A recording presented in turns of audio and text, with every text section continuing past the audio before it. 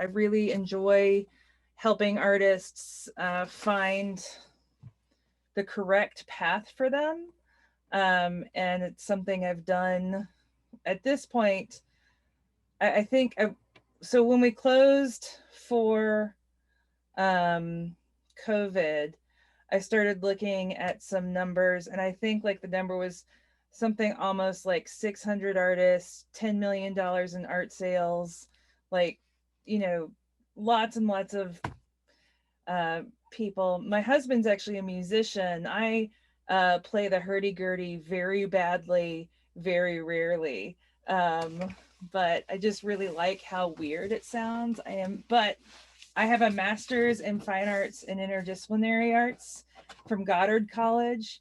And one thing that I really loved about that program was that it was illustrators like me, musicians, circus performers, ceramicists, textiles artists, all working together to help push each other to be the very best at whatever it was that we were doing without getting too like worried about um, trying to drill down on like um, the exact mechanics about what that individual artist was doing and more about engaging with the bigger concepts of how to make their art and why. I forgot to mention, my pronouns are she, her. Hey, you also works. That's fine. I'm pretty easygoing. So I'm just going to dive right in if that's okay with you guys. What I'm going to talk about is essentially the get your shit together portion of the presentation that you guys had on grant writing. Um, I loved how she was just like, get your shit together. And I was like, that's a whole thing. um, so expanding on that, where do we start? So number one, the biggest question, what does a successful life look to you? Like, what does that look like to you? Not to your parents, not to your friends, but explicitly and personally to you. We're going to start big and break it all the way down to how you want to spend your Monday mornings and your Saturday nights and your Wednesday afternoons. Um, and I mentioned I think that this is something that's so often in our society, we're like, it's like shoved down on us, like what success is supposed to look like. And my father disowned me for going to art school and not being an attorney. So, and I'm like pretty successful in the arts, but like no level of that success would have been acceptable to him. And so this is something I've had to personally engage with a lot as far as like not needing validation um, from the outside and and really working, doing that hard work of finding what does it mean for me to be successful and having that courage to uh, not bend to whatever society says is success. And we're going to get into it, but a big question on that is, does being successful to you mean that you have to commodify your art? Do you have to?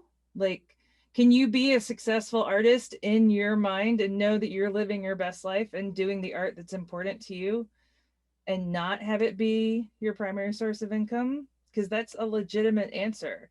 Um, and the question is, we're going to keep just going back to, really look inside and see what is it that you want to be doing and why.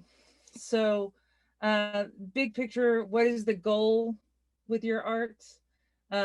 Is your goal to be an artist activist, a voice for an underrepresented community, a form of therapy to vent about past traumas, like your own traumas, a tool for healing for you or your community, to bring joy to others, to bring joy to yourself, to support yourself financially?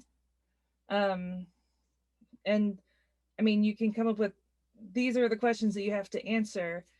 And the thing that's really important, and this is where it gets tricky, where I've seen a lot of artists sort of set set themselves up to fail, where they create a really powerful and raw piece of artwork that is really important to them and was maybe incredibly therapeutic and helpful to their process.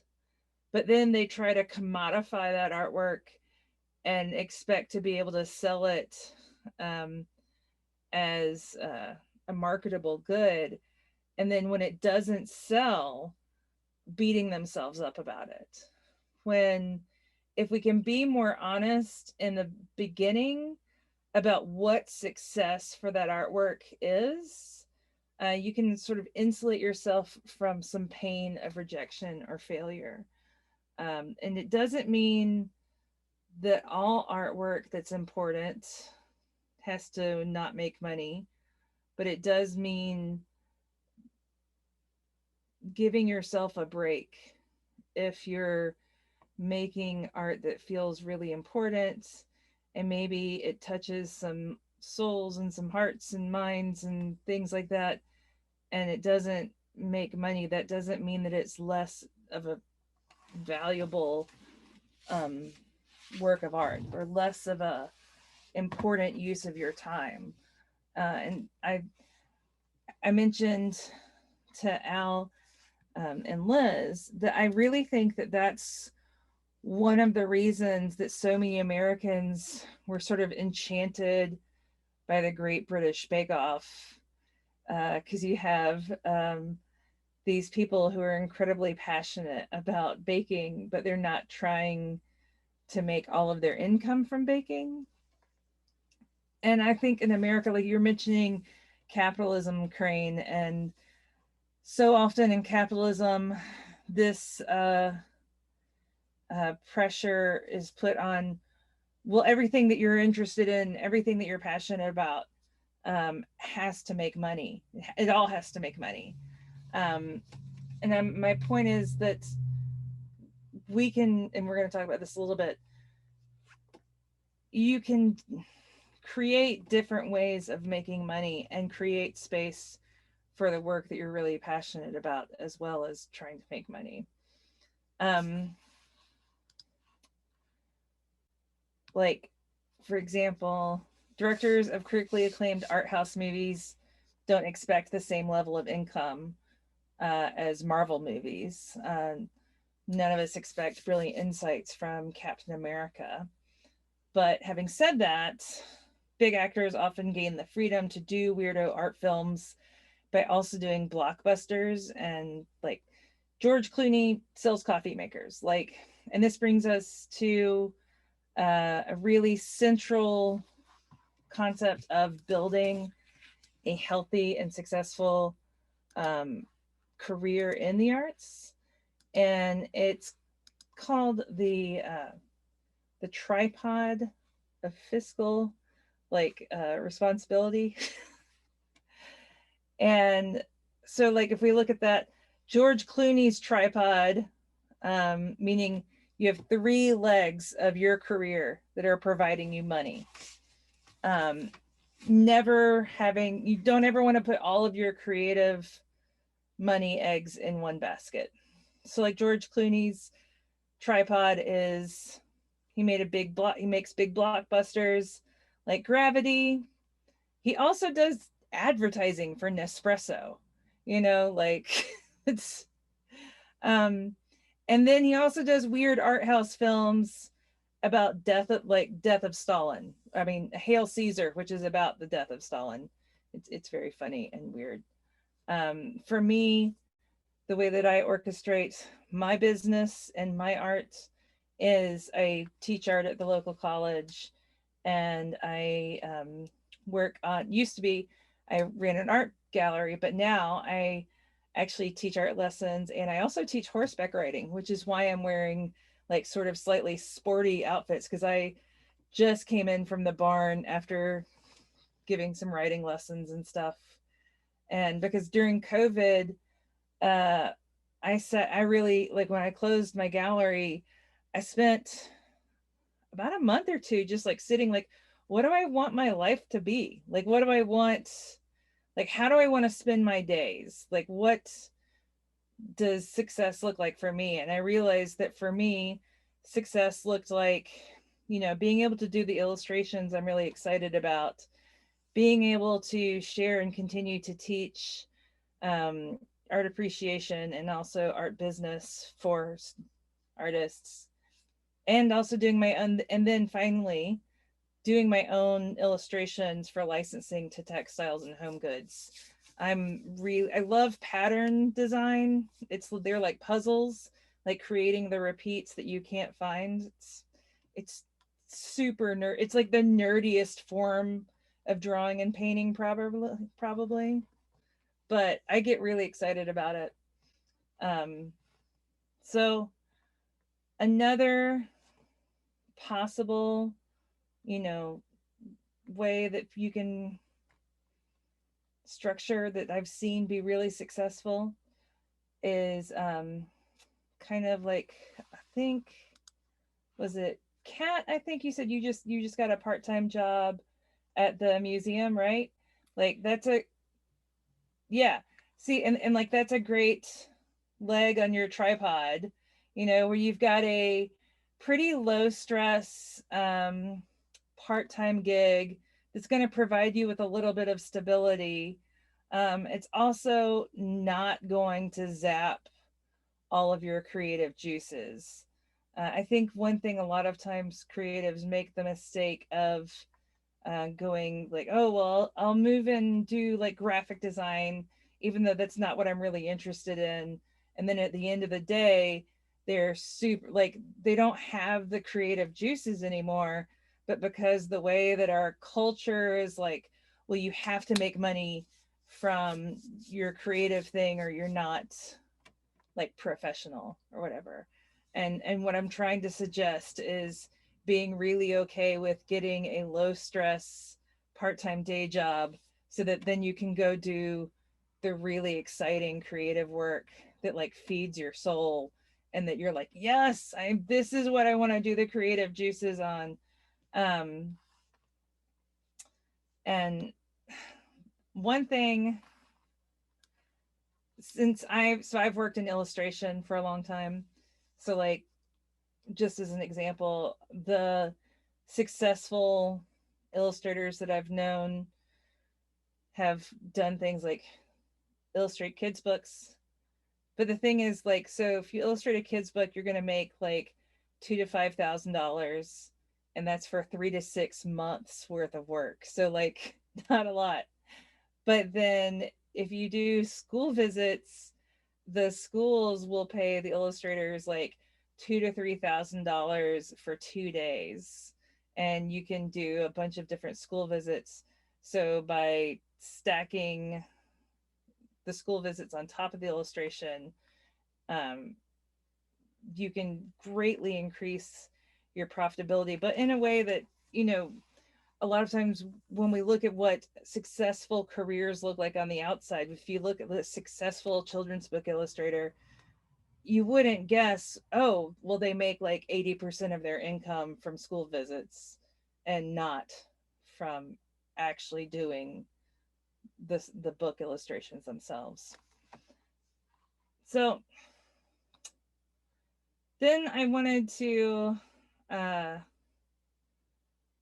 and this may or may not be as relevant to you, to everyone there.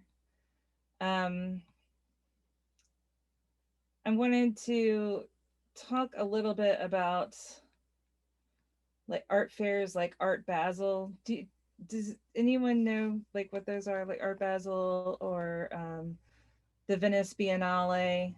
If you want to give a quick, I think some folks are nodding and some folks aren't. So if you want to give a real quick summation of Yeah, sure. Okay, 2030. so in the visual art world, there are these art fairs that happen in especially in European capital cities, where super rich people sort of all descend together, and a lot of aspiring artists are desperate to have their work shown there.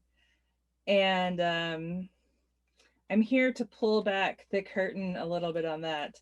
So I went to Rhode Island School of Design for my undergraduate. And so I have a lot of friends who are in that super snooty art world. And the big secret that nobody wants to talk about is that the way that you get into those really big, super snooty art art things is that you have old money. Like there, um, that's the big dirty secret is that a lot of the people that are there are not making any money from their presentations there, and they don't have to because they're living on that compound interest from their family's wealth. And so then they get their friends to maybe buy one of their pieces, but I just have I've had so many friends and so many young artists like beat themselves up over well, I'm just not as good as any of them. And that's just really not the case. I just really want to encourage, not saying that you can't go after that sort of thing, but if you do and you fail in relation to how successful they are, not to beat yourself up about it. Like, it's not a level playing field. So, it's, you know, I just feel like it's important to have those sort of grains of understanding of where you are, so that we don't just cut ourselves down before even realizing it. So then going back to, and that's true for art galleries too, incidentally. A lot of times artists are, I'll see artists say, well, if I just get my work into X gallery, then I'll be able to, I will have made it. And a lot of times gallery owners, they have their own financial tripods, and they're making like 75% of their income is actually from real estate investments. And the museum, the gallery, is really their passion project. And so their gallery looks amazing and gorgeous and super fancy, but are they actually making much money for the artists that are featured in there? Maybe, like, a lot of the times, no. Like, and I know this because I was on like the Downtown Gallery Association board for here in Asheville, and I got to know all the other gallery owners. And one of them, he was so nice. I really liked him a lot. And his gallery has now gone under because I think they got indicted for other things. But yeah, he and his wife had invented the mechanical heart. Like, it is this like mechanical valve, yeah, that they use for heart patients. And they made so much money that they needed a project that would lose money to like basically use as a tax write-off. And so their whole art gallery was just this tax write-off. And a friend of mine who worked there as like one of their people at the front desk uh, said they didn't even know how to run their credit card swiper because they had she was like, I've never sold anything the whole time they were there. But I knew people that were like really beating themselves up because they couldn't get in to like, so I'm just trying to share some perspective on like pulling the curtain behind, it's like Wizard of Oz where you see like the great and powerful Oz, and then like pull back the curtain, you're like, oh, actually, what? um so my point to that is thinking about, we get back to what does being successful look like for yourself, and asking yourself, how do you want to spend your days, and like simple, really mundane things like, how do you feel about travel? I used to think, like 10 years ago, I thought that it looked really neat, like all of the artists that are at Comic Con and San Diego and New York Comic Con and stuff. I thought, wow, look at those artists, they're doing so great. Well, now I know a lot of those artists, and they literally spend 40, well, not right now because of COVID, but before COVID, those artists spend 48 weeks out of the year like living out of buses, bases, like vans. They have, a lot of them have these like Ford Traveler vans. They're just driving around the country constantly, going from show to show to show to show to show to show to show to show, like loading in, loading out, loading in, loading out. And I was like, wow. So this thing that I thought looked like success, when I actually break it down and look at what that person's day-to-day life is like, that sounds horrible. Like, um and that would be really like I would absolutely not want to do that.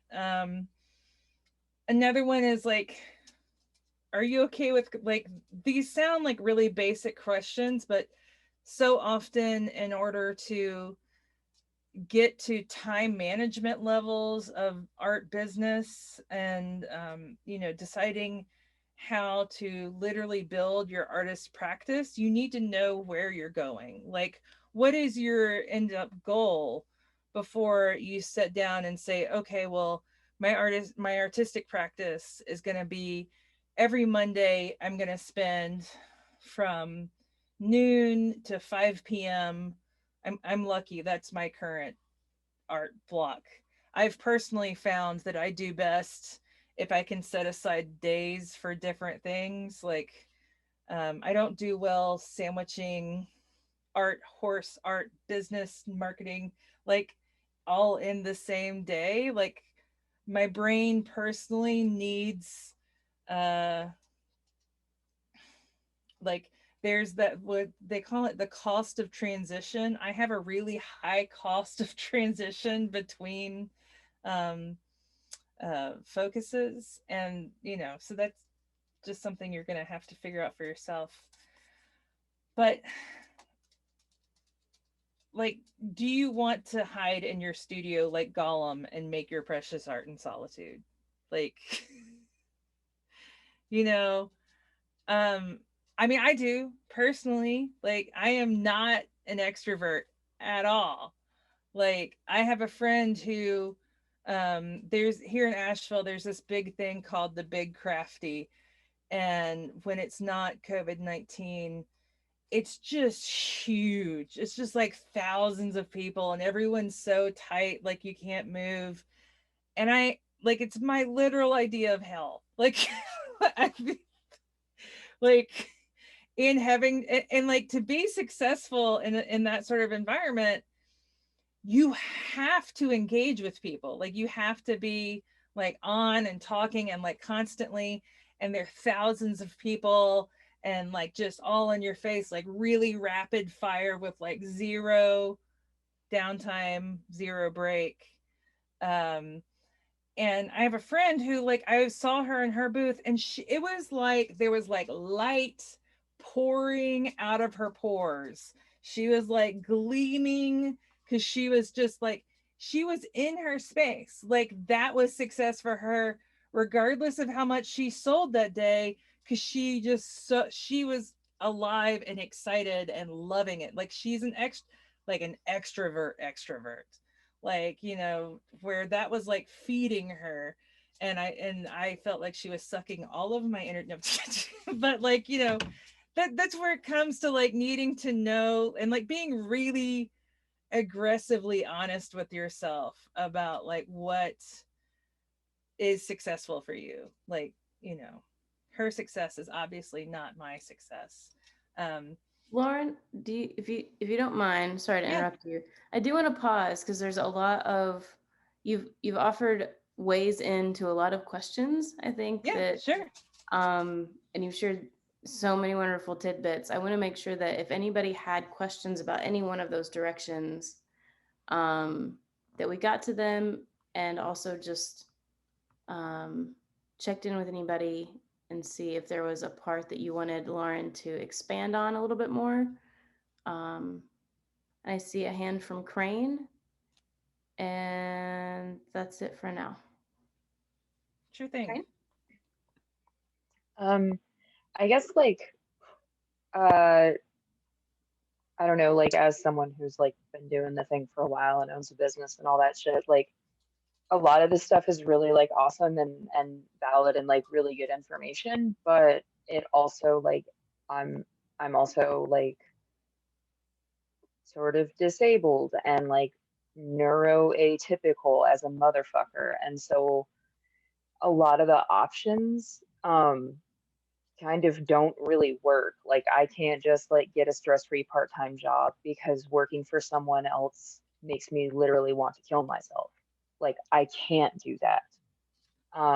And like I know a lot of artists who have, if not like that sort of extreme reaction, like of like real, whether it's like an ethical aversion or like I said, like I mentally and physically like am not capable of doing a lot of that stuff. I mean, and it's like you said, like, you know, like hauling, like I've done Big Crafty before, like years ago, and it was like, man, like I could talk to people all day long, but like hauling that shit in and out, like it hurt 14 years ago.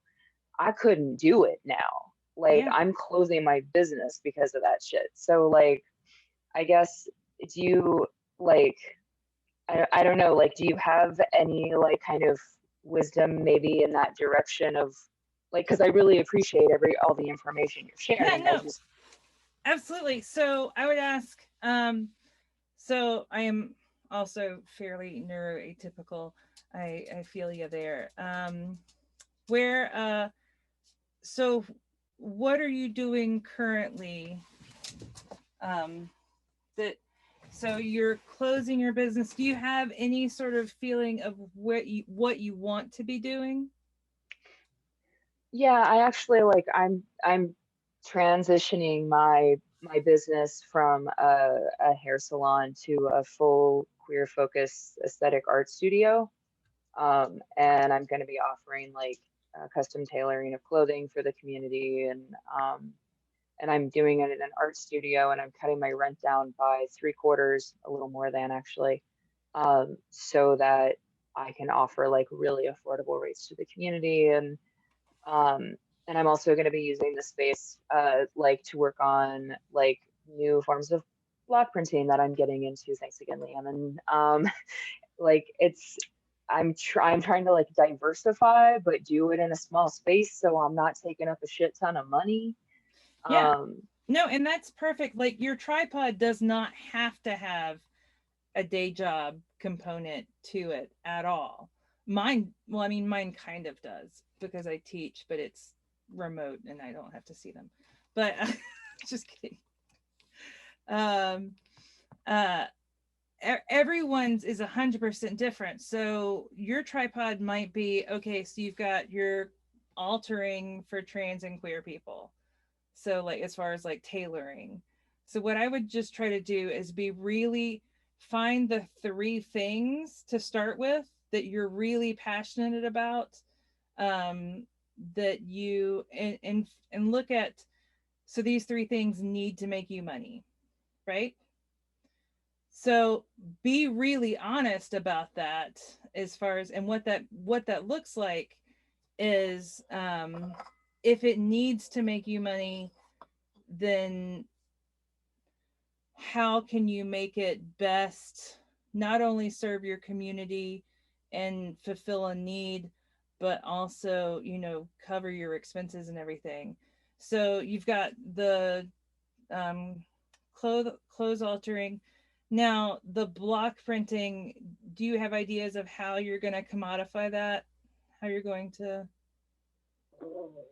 I mean, I was just gonna kind of do some stuff and then probably bring it to this group and be like, "Hey, does this look like the kind of thing you would pay $10 for like a print of at an art fair?" And then if they were like, "Yeah, I totally pay $10 for that," I'd be like, "Okay, cool." And then I would start just like making more of them when I didn't have clients. That's kind of part of it. Is it something that like I can do that will like fill my time, that will be useful, but also that I can sit down for and that maybe won't make me cry as much at the end of the day. No, I hear you. So then, and it's so in addition, so what's a third out of the um tailoring and block printing, and then what's a third? Uh, I'm a hairstylist and a barber. do you still want to do that, or are you Oh done? yeah, like that's my shit. Like that is what I truly love to do more than anything else in the whole world is queer hair. Like that's Okay. all I want to do. Okay. That's awesome. So, I mean, you have this really clear, and for a lot of people, that is your, part-time day job or whatever, as far as like, doing hair it can be a fairly reliable source of income. So I would just be really clear and honest with yourself of like, okay, so I'm going to do clear hair and I'm going to do trans clothing and then I'm going to do block printing. So then what you're going to want to do is actually look at your schedule and your artistic practice and look at how you're spending your time on those three things. And then once you figure out where your time is going on those three things, then you're going to need to figure out how are you presenting those three things to the public? Like, how do people know that those three things are your three things? And how are you presenting them clearly enough so that when someone thinks, gee, I really wish I could have this piece of clothing altered to fit me better. Oh, I know who could, who could totally do that for you? Crane. Creighton could totally do that for you. Um, Making it like super digestible. I actually have my own business coach who I meet with monthly to go over my website and stuff and what I'm currently offering and how I'm uh, packaging my stuff. And like he sat down and looked at mine and was like, "Ah, this makes me want to vomit." He's really blunt. Like he's kind of a type A douchebag, frankly, but like he's really good at business. And so I just am like, whatever. But um like look figure out a way to present these three different elements of yourself really effectively and clearly, and then get someone else that you trust, that you think that they have a good eye for business, maybe it's someone here, and ask them to look at your website as far as like, hey, so what do you guys think? Because I mean, a website is still sort of step one as far as a springboard. And then from there, Instagram, and then depending on how young your audience is, TikTok, uh, and building that platform for those three things in a really clear and effective manner. And like someone asked about business cards earlier, I don't really think that business cards are super helpful, honestly. What I do think is more helpful is a targeted mailer, like a targeted postcard, something that's bigger and not something that you just randomly give out to everybody, but a piece of targeted advertising that, like, if there's a place where people, like there used to be, here they've closed because of COVID, but there was this really cool weirdo goth shop here in Asheville, and they had a section where they even had like used goth stuff, and I could totally see them having like a stack of postcards of like, do you need clothes altered for trans people? Look at this awesome person. Like putting those in that very specific space, you I know. actually used to model for them and like have like I used to have a goth night. Like that's my shit. So that's actually yeah, that's how I got started altering shit. Was I altered shit for like weirdo goth queers when I was a teenager. Yay! Fantastic.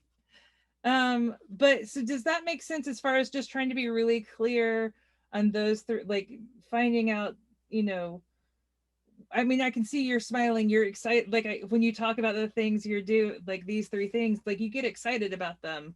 And I would just encourage you to focus on those three things and try not to let anything else suck time from that. One thing that my business coach recently told me, I mentioned this in our meeting, it's so helpful, um, is really making sure that you make time, like try to spend more time on the things that are important and not urgent, and spending less time on the not important but things that feel like they are urgent. So let me explain that a little bit further. Lauren, I'm going to just real quick interject. Yeah. That is amazing. And I'm so glad you brought that up, because that was one of my favorite moments from our conversation. And I thought about it for a long time after we talked, and categorized my whole life that way. Thomas also had a question, and I'm just going to sort of cue Thomas up for after you wrap up this description of those two different categories. Yeah, absolutely. So the important and not urgent is investing in your skill and craftsmanship and whatever the thing is that you're doing. Like for me, when I'm for teaching horses, it's developing my horsemanship and knowledge in that. For illustration, it's developing my knowledge and understanding of the current licensing market and how manufacturers are interacting with artists, and improving my own artwork. And then also like learning about and implementing new ways to advertise my services and art. Some might be actually requiring money, and then others are just networking and getting to know groups. Like I'm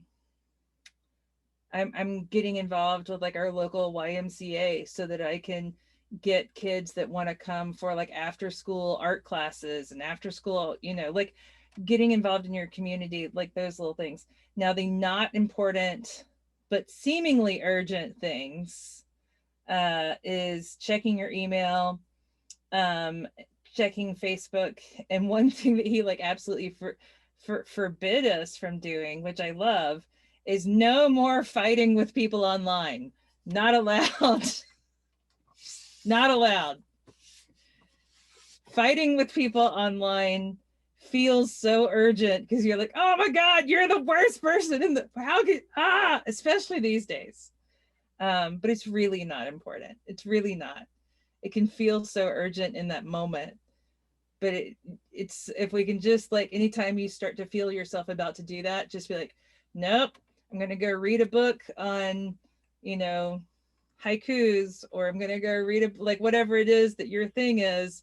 I'm going to go learn more about this particular glazing technique if I'm a ceramicist, like just really when you find yourself leaning towards those not important but urgent feeling things, to instead divert your attention to the not urgent but very important.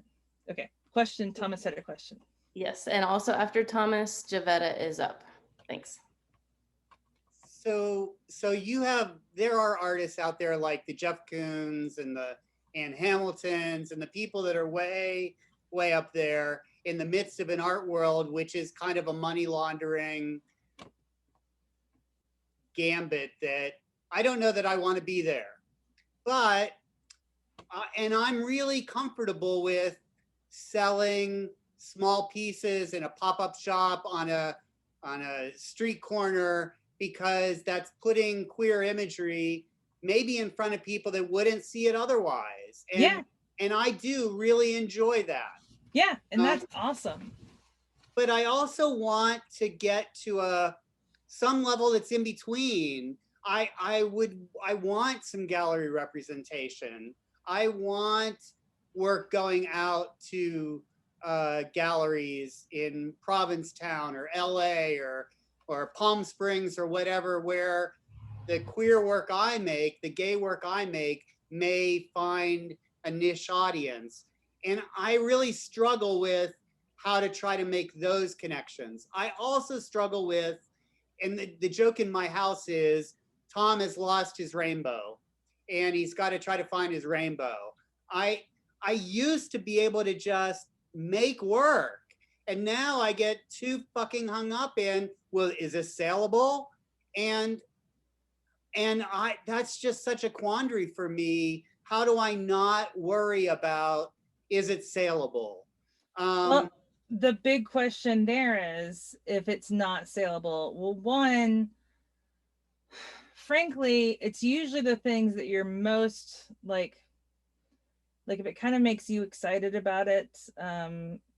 Granted, unless it's horror related, or like, because I used to do some really dark fucked up art. And then I also had this whole line of ridiculous offensive unicorns, but they were like really like snarky and happy, and I made so much money from the snarky unicorns that like I took my mother to Scotland for like her 70th birthday.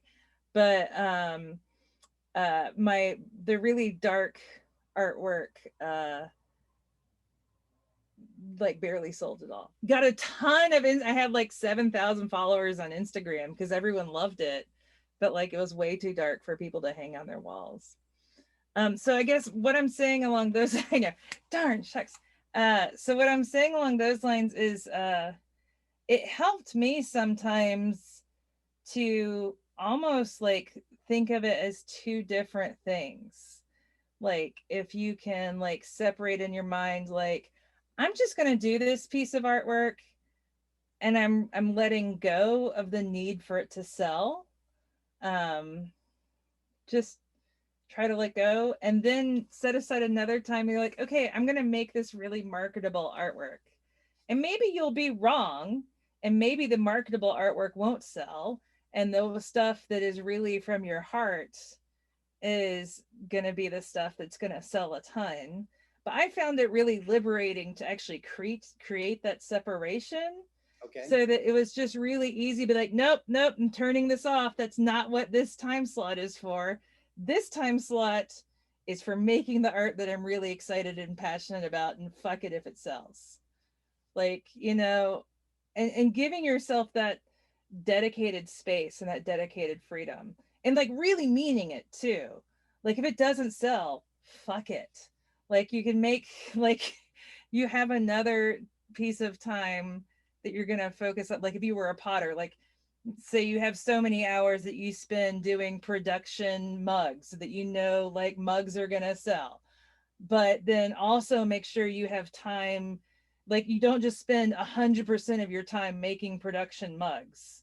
Like have your production mug time, and then have your fuck it, I don't care if it sells time, and being really clear about those time slots. Okay. So that then does that make sense, Thomas? Yep. It's something that has really helped me. I hope it, like, feel free to steal that. Now, regarding the galleries, if you do want to get in there, now the way you do that is find the gallery specifically. It's funny, one of my good friends from graduate school, he was a queer artist. He was actually one of my mentors. He's a professor there. He was not he shows in Provincetown, and he lives in Provincetown. He does not do especially queer artwork, actually. It's just very landscapey. But there is a really exciting, neat scene in Provincetown, to be sure. But find the gallery that has work not exactly like yours, but something that gets you excited. You know, like you're like, oh, I'm excited about what they're doing or what they're showing. And don't make art to them, but do like contact them explicitly and ask, what are your submission procedures? Because more than likely they have them. And then here's the kicker, actually follow their requests. Okay. Like it used to drive me insane when I would have artists apply to be in our gallery, and they would be like, oh, how do I apply? And ours was super easy. Email me 10 JPEGs to lauren@zapow.com. It's very simple.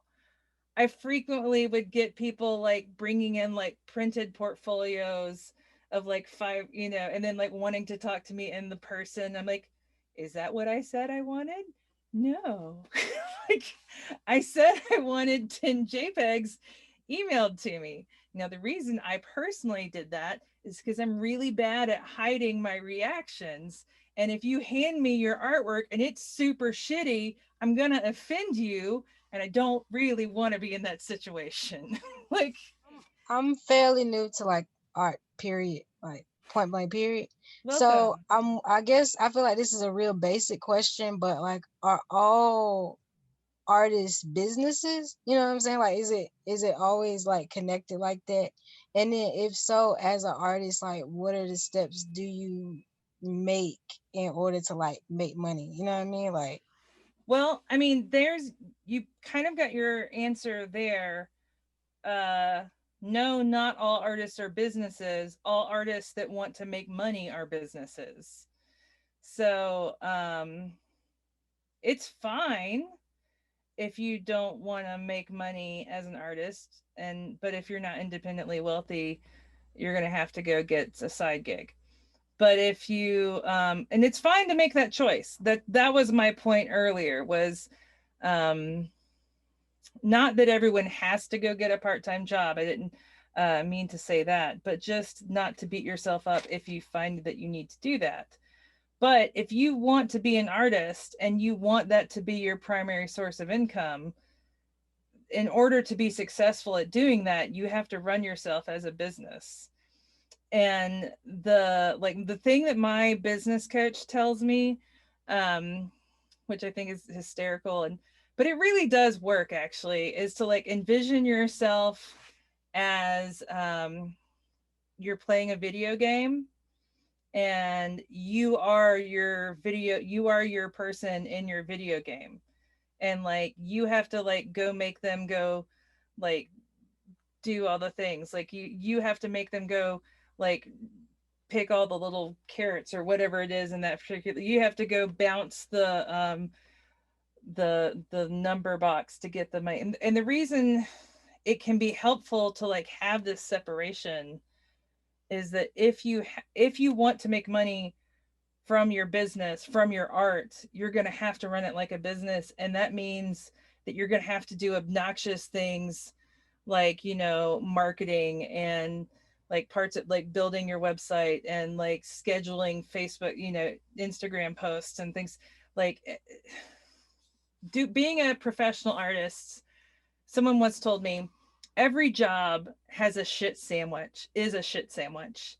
And you just have to decide what flavor of shit you want to eat. Meaning that, like, uh, there's no occupation in the world that is just 100% rainbows and butterflies and happiness. There are always going to be like elements of running your art business that are just going to kind of suck.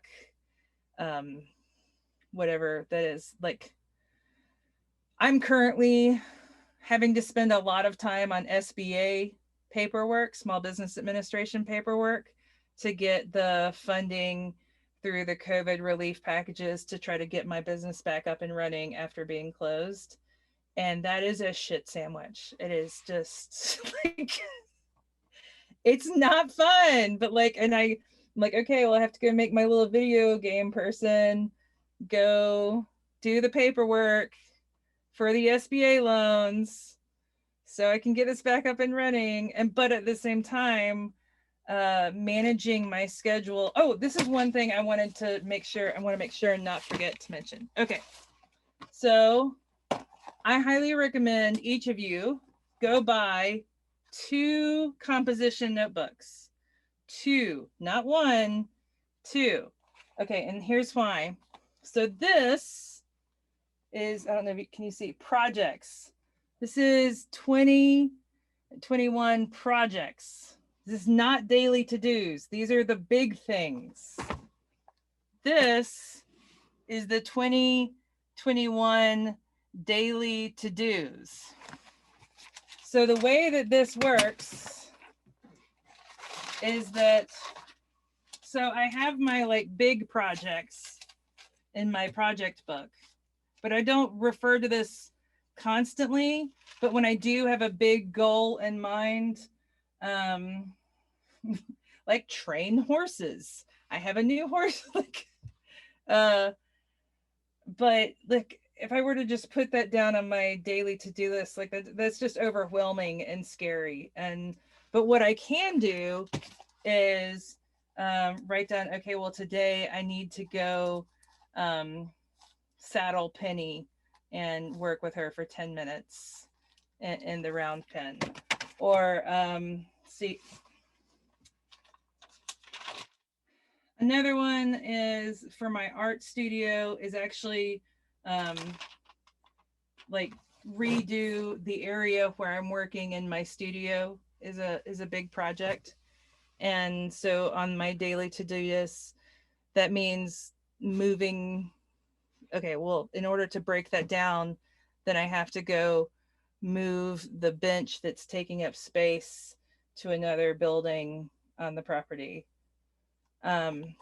Is a friend of mine who is a project manager. She's an art director for a publishing house who I literally hired her because she's amazing and manages like multi-million-dollar projects and stuff all the time. Well, did when she worked for Lark Publishing. And I was like, can I just hire you for an afternoon to help me like organize my shit, like, you know, get my shit together? And this was the main thing that she told me. And this has been so helpful. Like 2 books. And the great thing about this is that, well, one, these books are $1 each at any store. So you can like scribble all in them and not feel bad. The other thing is that I find that I feel a lot less overwhelmed because I'm not having to maintain all of these big projects in my head. Like they're not just constantly like, oh my God, and I've got to do that, and I've got to do that, and I've got to do that, and oh my God, and I have to draft a new credo. It's a whole thing. It's a marketing thing. But you know,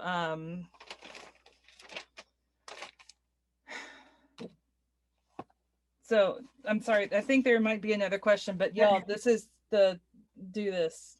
That's fantastic, Lauren. Yes. Oh, one other thing I wanted to show you guys. It's really important. Once you get your projects in your project book, then go through and like if you've got your tripod, your 3 things, like for me, then go through your projects and look and write down beside them what sort of subcategory those would go into. And when I did this, what I realized was a lot of the big projects that I was stressing out about were actually just for my home and not really like once I wrote that down and like I literally wrote down like come up with a shorthand. For me, mine was home, horse, art, all, and then like personal.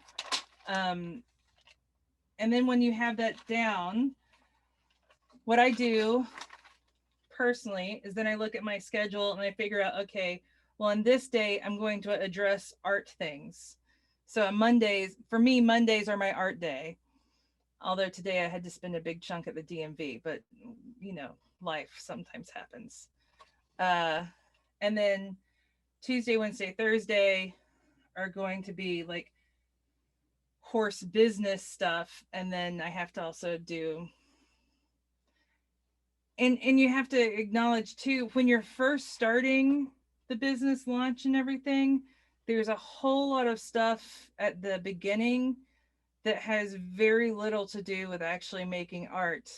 But then it's important to rebalance that out. So like right now I'm spending a lot of time like scanning my artwork, documenting my artwork, getting my portfolio up on my website, like, you know, getting all of these things that, you know, redoing my artistic statement, redoing my artist's resume, CV and stuff.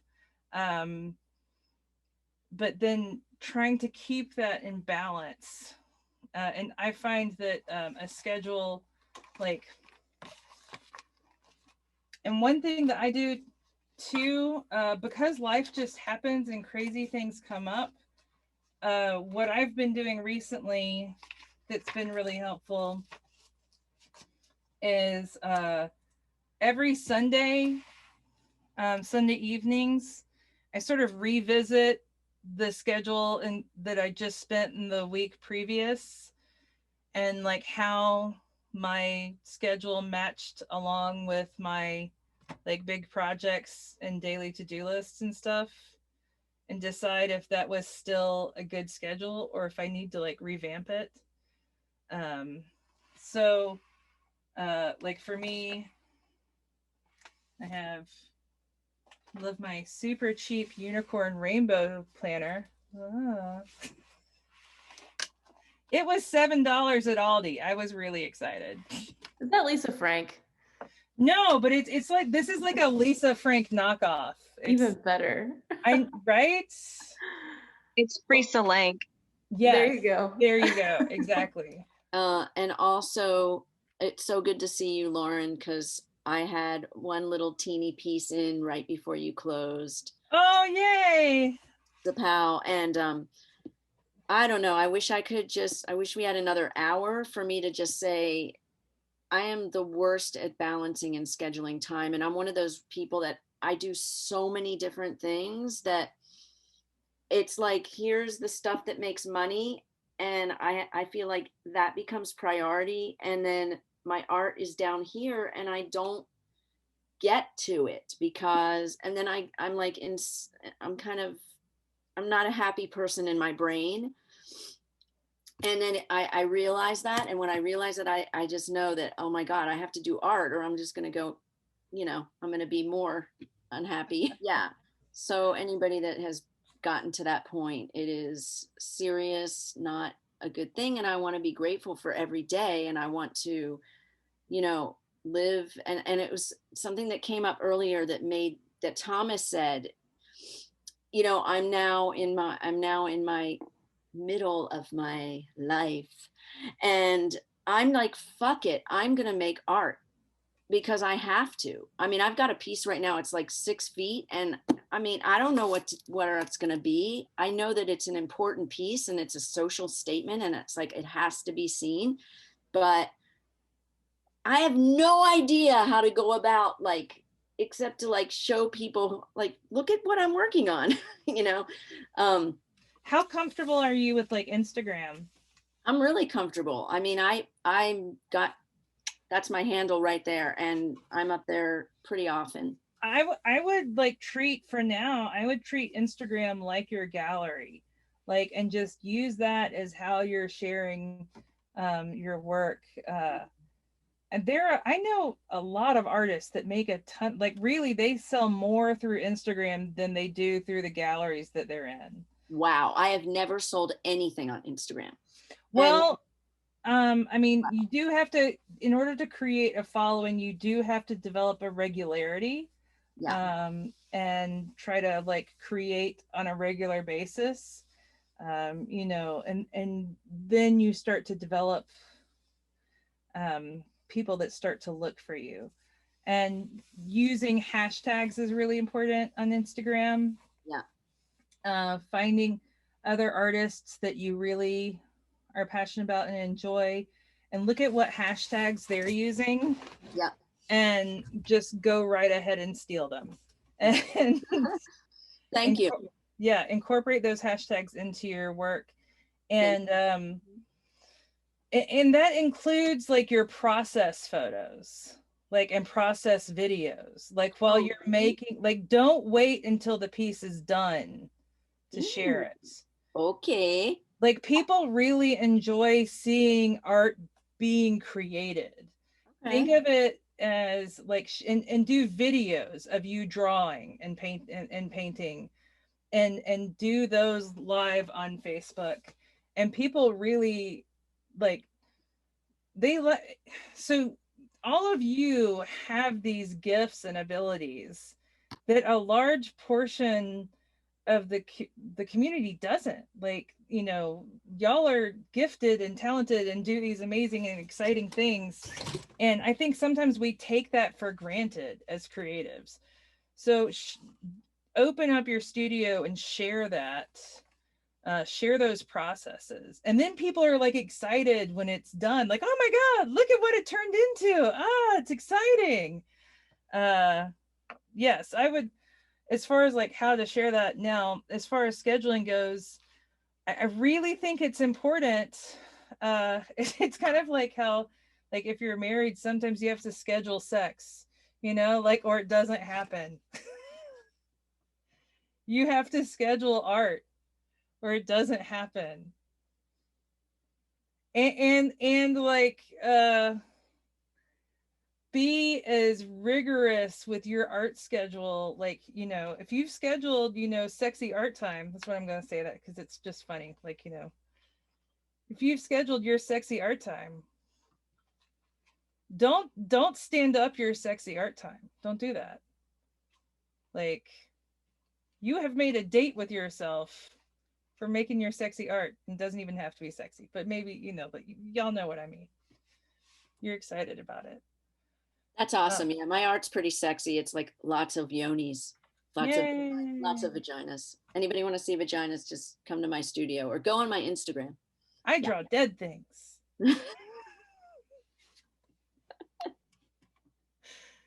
Thank you so much. That was awesome. I love this so much. Everything about this. Lauren, you're amazing.